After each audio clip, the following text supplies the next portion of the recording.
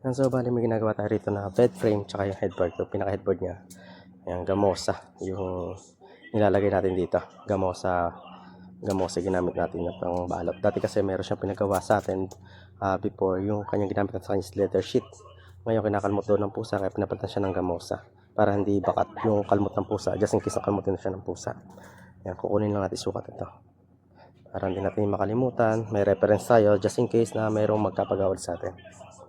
Dahil hindi naman ito lagi ginagawa natin. Nakakalimutan ko yung mga sukat-sukat niya. Ayan, ito yung pinaka headboard niya, tsaka ito yung footboard niya. Itong maliit.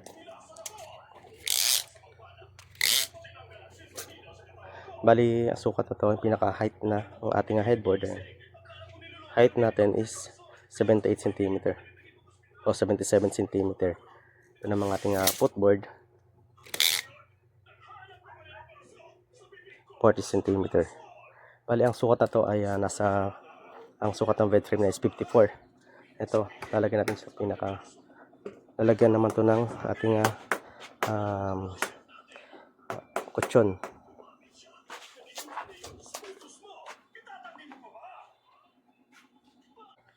Ito yung frame ng ating headboard.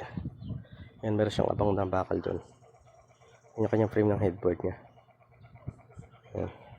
Sukatin lang natin yung kanyang headboard.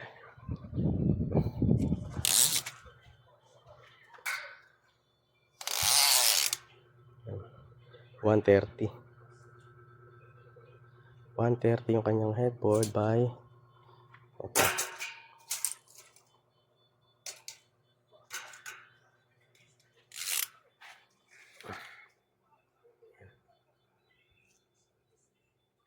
Nasa 143. Yan. 142.8 cm yung kanyang pinaka lapad ng kanyang ganyan, kasi medyo malapad ng konti ito sa framing kasi gawa nga ng papasok dito yung ating framing. Ayan, ganyan mag-itsura niya, no? Tapos ayan, dito kasi pinaka, hanggang dito kasi height ng ating pinaka bed frame. Tapos dito tatama yung pinakaunan, dito naman yung headboard. Ayan, 30 cm. Yan, pagitan lang siya. Dito tatama yung pinakaunan. Tapos dito yung headboard natin mula rito hanggang sa taas na yung headboard natin. Yan, ito yung kanyang yung dalawa. Ayan, second floor kasi natin siya ilalagay, kaya pinagdalawa natin yung kanyang pinakalalagyan ng kama. Yan, ang ginawa ko rito, yan, bali ganyan lang naman itsura niya. Pagkatapos, naglagay ako rito ng tutusok para doon, sasalpak natin doon sa kabilang side. Then dito nagbutas ako para mapagdikit natin to. Nagbutas naman ako rito ng bolt. Ayan, lalagyan natin ng bolt 4 na piraso dito. Gagawin natin siya mga pampatibay. Ayan, butas na yan. Ayan, 4 na piraso, 2, 3, 4. Ayan, same lang dito sa kabila. Ayan, dito siya tatama sa mga butas na yan. Meron siya mga butas dyan. Ayan, yung mga butas na yan, sasalpak natin para mag-isa ulit siya. Doon natin siya assemble sa pinaka second floor. Ang gawa nga na medyo masigit talaga yung hagdan nila. Yan, so sasalpak ko lang to.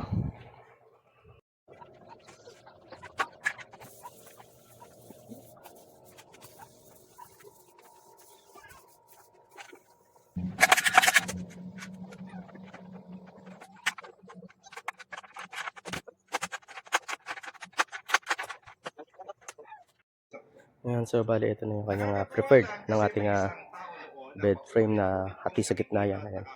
Dito sa dalawa na to, ayan, 2x2. Ay, 1x2 rather. 1x2 ito. Tapos pinutasan ko siya ng mga X. Ayan, nakabutas siya ng ganyan.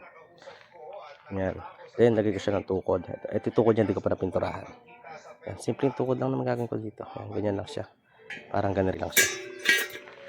Ayan. Tapos dito, lalagyan ko na lang siya dito ng, didrill ko na lang siya rito. Magkabila. Dito, tsaka rito sa ilalim. May palikpit pa sa ilalim. Ito. Didrill ko siya rito, dito. Yan. Bali 4 na piraso. Ang gagamitin ko lang dyan is yung self-drilling na panhead. Yun ang gagamitin ko dyan. Yan, metal screw. Yan. Dito ko siya lalagay. Hindi nagagalaw. Ang purpose lang naman na to is tukod lang naman. Para huwag lang siyang matanggal. Yun ang magiging purpose lang na to. Yan. Yan. Tapos lalagyan na lang natin yung kanyang headboard. Kung lagyan natin headboard, okay na to. Tapos ipinturahan ko na lang to. Ayan, ganyan ang setup niya. Yan, syempre nakaklam siya bago natin siya barinahan para aktualan. Ayan. Sino yung kaklase?